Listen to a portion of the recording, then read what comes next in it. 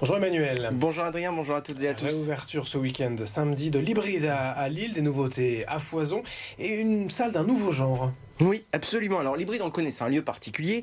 C'est une salle de cinéma où on programme essentiellement du format court et inédit.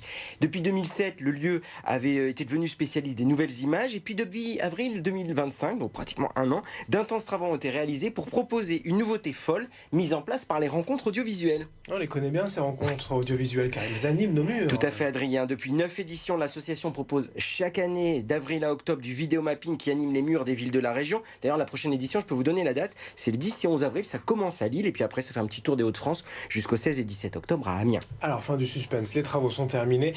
Que va proposer maintenant l'hybride? Une salle de vidéomapping immersive de 170 mètres carrés de 6 mètres de hauteur. Inviter le vidéomapping à l'intérieur par une approche surprenante et inédite. Pas de déambulation comme si on visite, vous savez, les nouveaux musées maintenant qui proposent des expériences avec les tableaux autour de vous, mais bien une séance de cinéma, c'est-à-dire qu'on vous projette le film et vous êtes à l'intérieur du film. Donc fini les fauteuils, vous allez pouvoir vous déplacer. Pour y arriver, place à 18 vidéoprojecteurs laser haute précision pour des séances visuelles créées par des artistes issus du numérique de la région, de France ou bien entendu de l'étranger. Réinventer le cinéma dans une salle donc au mur totalement gris, pas blanc, c'est fait exprès. Des moments immersifs prévus les mercredis, samedis et dimanches. Et premier rendez-vous c'est donc ce week-end. On va vous plonger dans les abysses avec Écho des océans pour découvrir donc les richesses des fonds marins. Et comme on peut le voir, quand même, les images sont assez folles. Ah oui, alors j'ai vécu l'expérience hier, c'était vraiment incroyable, notamment quand vous êtes plongé dans les eaux de la cité d'Atlantide. Alors, c'est la fin des courts-métrages pour l'hybride? Non, je vous rassure, c'est pas terminé. Les courts-métrages seront toujours à l'honneur à l'hybride. Le lieu a été donc totalement repensé pour permettre une découverte de ces bijoux différemment. Les jeudis et vendredis soirs, nouveaux fauteuils prévus, un bar, etc. Et puis la multiplication des rencontres avec les professionnels de la profession, comme on dit.